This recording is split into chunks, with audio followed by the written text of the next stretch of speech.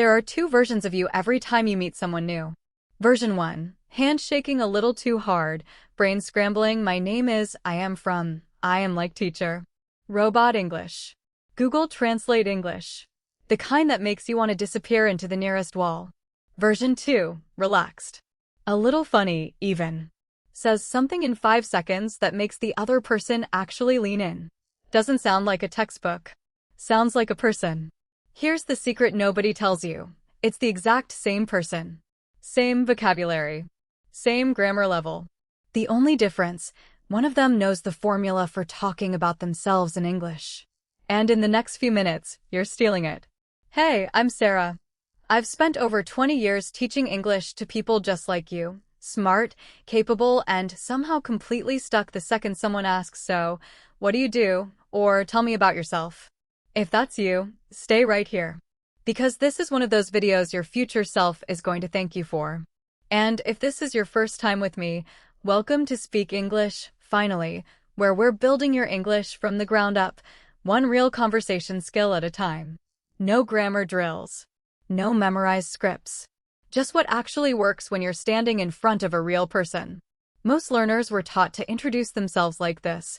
My name is, I am from, I am, I like. It's not wrong. It's just forgettable. It sounds like you're filling out a form, not talking to a human being. And here's the real problem. It gives the other person nothing to respond to. They just nod. And then silence. That awkward silence is not a language problem. It's a formula problem. So, let's fix the formula. Every time you talk about yourself, meeting someone at work, a party, even a taxi driver asking where you're from, you use 3 moves.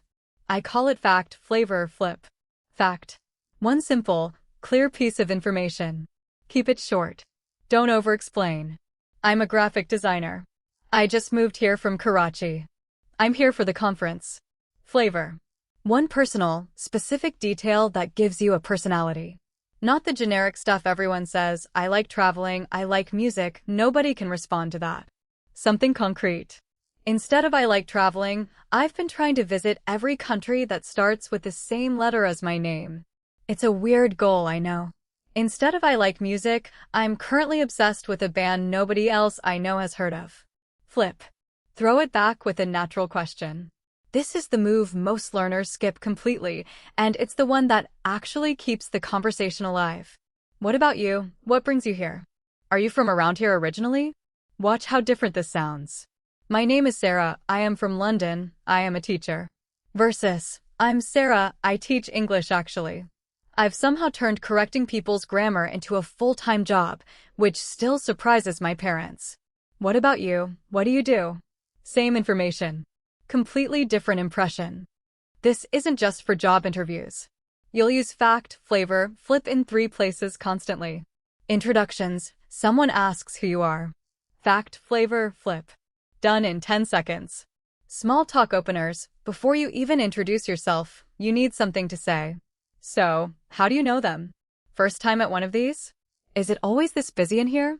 These aren't clever. They're not supposed to be. They're just doors. They open the conversation so the real talking can start. First impressions, this is about how you say it, not just what you say. Smile a little in your voice. Use contractions, I'm, not I am, I've, not I have. Formal English at a party sounds like you're reading a report. Relaxed English sounds like you belong there. 5 phrases that'll make all of this sound natural instead of memorized. I'm currently softer and more natural than I am. I'm currently working on a new project. Long story short. Perfect when someone asks something and the real answer is complicated. Long story short, I moved here for work and just never left. What about you? The single most useful 3 words in small talk. It hands the conversation back without effort. Small world. Say this when you find an unexpected connection, same hometown, mutual friend, anything. Instantly makes a conversation feel warmer. I'll let you get back to it. Your graceful exit line. When you need to leave a conversation without it feeling abrupt. It was great meeting you, I'll let you get back to it. Now let's put it together. I'm going to say a full, natural introduction using everything we just covered. First at normal speed, just listen. Then we'll slow it down and shadow it together, piece by piece. Hi, I'm Sarah. I'm currently teaching English online, which honestly still feels strange to say out loud. I basically talk to a camera all day and somehow people learn something. Small world, right? What about you? What brings you here tonight? Go back and shadow that with me 2 or 3 times. Focus on the rhythm, where my voice goes up, where it slows down. That rhythm is what makes it sound real instead of recited. So next time someone says, "Tell me about yourself," you're not scrambling anymore. Fact. Flavor. Flip. That's it.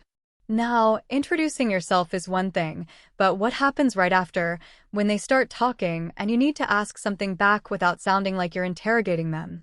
That's exactly what we're covering next. 10 patterns to ask questions naturally, without sounding like a robot. See you there.